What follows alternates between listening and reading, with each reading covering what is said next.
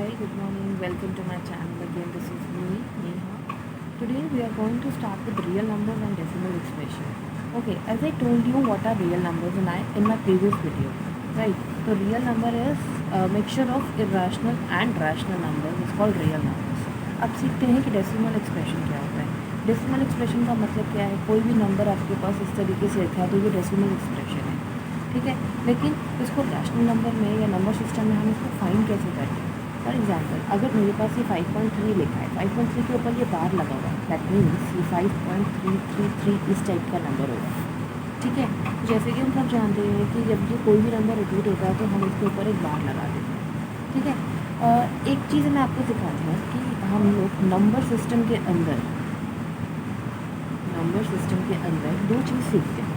एक होता है पैटर्न और एक होता है रैशनल.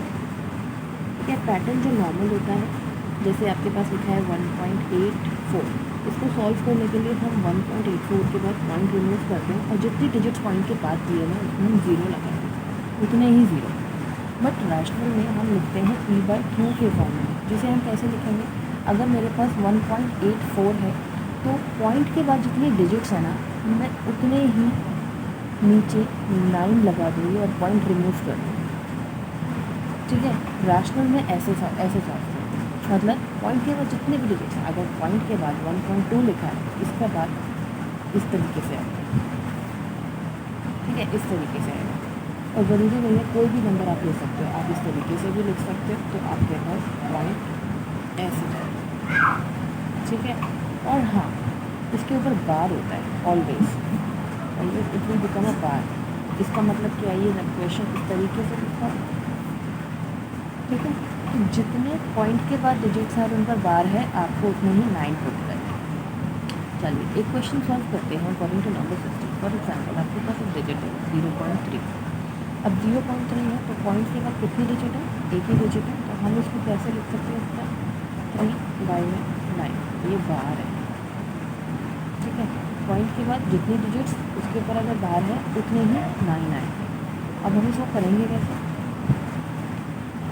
हाँ, डिवाइडेड में तो 9 हो गया, लेकिन मल्टीप्लाई में क्या आएगा? इसमें जितने डिजिट्स हैं ना उतने ही नंबर्स, उतने ही ज़ीरो लगा के उसको मल्टीप्लाई करना है. कैसे? देखिए, इसको सबसे पहले तो हम मानेंगे x इक्वल्स टू 0.3 का बार. फिर हम इस बार को ओपन करके लिखेंगे कुछ इस तरीके से. फिर थर्ड स्टेप होगा हमारे पास, इसको मल्टीप्लाई करेंगे विथ 10 बोथ साइड. 10 से क्यों कर रहे हैं? क्योंकि पॉइंट के बाद एक ही नंबर है हमारे पास, एक ही डिजिट है. तो अभी हम अकॉर्डिंग टू पैटर्न कर रहे हैं, ठीक है. अकॉर्डिंग टू पैटर्न कर रहे हैं और जो हमारा आंसर आएगा ना वो इस फॉर्म में आएगा, P/Q के फॉर्म में, ठीक है. तो देखिए, तो 10 को भी हमने x से मल्टीप्लाई कराया और 10 को हमने 0. इससे भी मल्टीप्लाई कराया. ये तो हो गया आपके पास 10x और ये हो गया आपके पास. अच्छा देखिए, हम नॉर्मली क्या करते हैं? मल्टीप्लाई करने बैठ जाते हैं कि मैं 0.333 को 10 से मल्टीप्लाई कर लूँ तो कितना आएगा. लेकिन इससे भी हम अपना टाइम बचा सकते हैं. कैसे?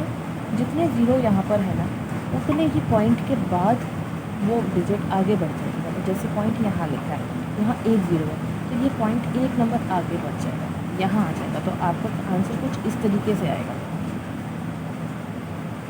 ठीक है. आपका आंसर कुछ इस तरीके से आएगा. अब ये हो गई आपकी सेकंड इक्वेशन और ये थी आपकी फर्स्ट इक्वेशन. अब हम इसको क्या करेंगे? हम इसको सब्ट्रैक्ट करेंगे. देखें,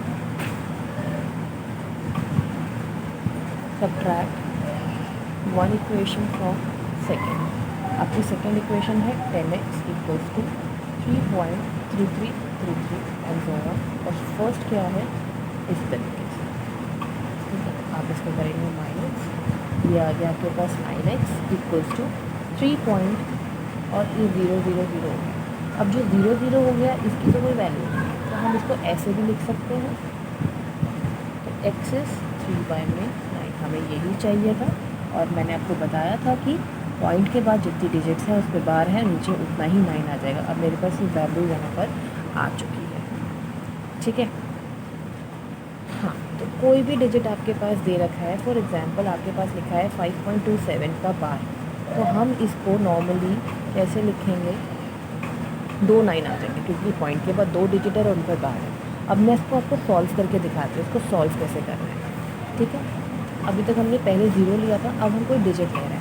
तो अब क्या करेंगे, देखिए इसको सबसे पहले हम क्या करेंगे, x मानेंगे 5.2 का 7। x के बाद हम इसको ओपन करके लिखेंगे, कैसे 5.272727 इस तरीके से आएगा। ठीक है, ये आपकी फर्स्ट इक्वेशन बन गई। सेकेंड में क्या करना है आपको, मल्टीप्लाई विथ 100। क्यों, क्योंकि पॉइंट के बाद 2 डिजिट्स हैं। Multiply with 100 both sides. अब आपको क्या करना है, 100 into x equals to 100 into 5.2727।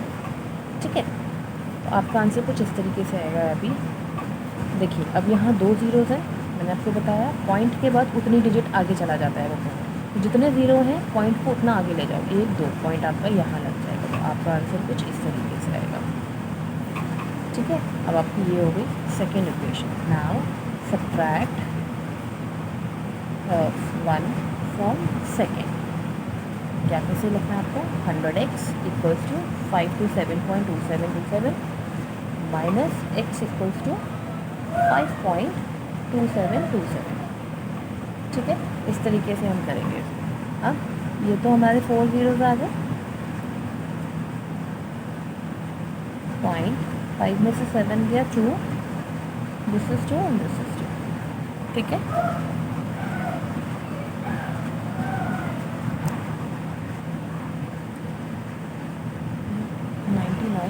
x equals to this।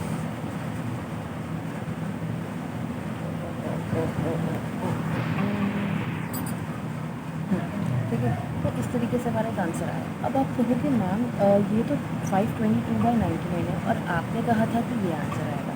ठीक है, अब यहाँ पे देखो, यहाँ समझने की बात ये है, जो भी आपका डिजिट दे रखा है, फॉर एग्जाम्पल 5.27 आपने ले रखा है, पीछे वाले डिजिट में से आगे वाली डिजिट ना माइनस हो जाएगी और उतना बाय 99 आएगा। ठीक है, तो 27 माइनस 5 इज 22, तो 522/99 जो कि हमने सॉल्व कर दी। ठीक है, अब इसको करने का ना एक और तरीका है। कैसे, मुझे ये समझ नहीं आया, एक तरीका और देख लेते हैं। कैसे, देखिए 5.27। अब देखो, हमें मालूम है 27 पर 12, 27 पर 12 27/99 होगा। ठीक है, पॉइंट दे रखा है, पॉइंट को हमें डिनोट करना है प्लस से। ये मेरा एक रूल है, मैंने इसे करके देखा कि ऐसा हो सकता है, तो हाँ ऐसा भी हो सकता है। हाउ, ठीक है, मैं कर रही हूँ। अब देखिए, प्लस लगाएंगे, पॉइंट से पहले जो डिजिट है उसको प्लस से पहले लिख देंगे। ठीक है, प्लस से पहले लिख देंगे। अब इसको सॉल्व करते हैं। अब आपको इसका एलसीएम लेना है। एलसीएम में आया 99, 1 में 99 पे आएगा, तो 99 इंटू 5 प्लस 27। अब इसे करके देख लेते हैं। 99 को 5 से करते हैं 45, okay, this is 45 plus 4 is 495, by में प्लस में 47 और बाय में 99। अब हम इसे ऐड कर देते हैं। 495 प्लस 27, दिस इज 2, 10 प्लस 2 522 आ गया हमारे पास, 99। ठीक है, ये एक अनदर वे है सॉल्व करने का। हमारा आंसर आना चाहिए, और मेरा आंसर सेम आ रहा है। ठीक है, अभी मैंने 5.27 दिया है। अब जैसे मान लो इस तरीके से ले रखा है 5.27 का बार, 2 पर बार नहीं है लेकिन 7 पर बार है, मतलब 2 के बाद तो वो ख़त्म हो जाता है, लेकिन 7 जो है ना, वो 7 बार बार रिपीट होता गया। वो क्वेश्चन आपका इस तरीके से हो गया। ठीक है, तो इसमें आपको क्या करना है, देखते हैं। 5.27 का बार, ये हो गया आपका x। ठीक है, अब हम इसको कैसे लिखेंगे, देखो सॉल्व, इस पैटर्न से सॉल्व करना बता रहा हूँ। देखो क्या लिखा है, 7 का बार मतलब 7 का 9। ठीक है, अब 7 के बार से पहले ना 2 दे रखा है, 2 के बाद पॉइंट दे रखा है, तो डजंट मैटर, घबराने वाली कोई बात नहीं है। 7/9 प्लस लिखोगे, पॉइंट से पहले जो डिजिट है ना उसको भी ना आप पॉइंट प्लस से पहले लिखो, ऐसे लिखो। ठीक है, ऐसे लिख दो, ऐसे लिखने से हो जाएगा। अब इसको सॉल्व करते हैं।